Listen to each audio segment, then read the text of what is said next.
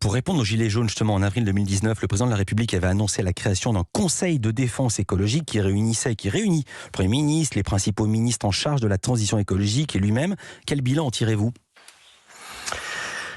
C'est un peu le même bilan que sur l'ensemble des décisions qui sont prises par ce président de la République. C'est-à-dire qu'il a tendance à décider tout seul, vraiment, dans des petits cénacles. Et il crée des instances, puisqu'il a aussi créé le Haut Conseil pour le climat en 2019, qui réunit un certain nombre de scientifiques éminents sur la question climatique, notamment un certain nombre qui participent au GIEC, comme Valérie Masson-Delmotte, qui est vice-présidente d'un des groupes de travail du GIEC.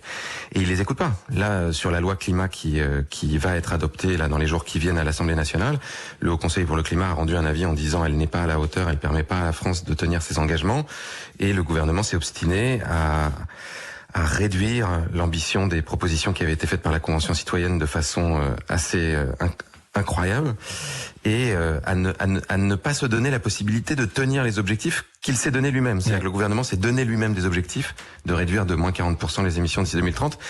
Les citoyens de la Convention lui en ont donné les moyens en lui proposant un plan très ambitieux. Ouais. Et le gouvernement se tire une balle dans le pied tout seul en ne se permettant pas d'y arriver. On est une émission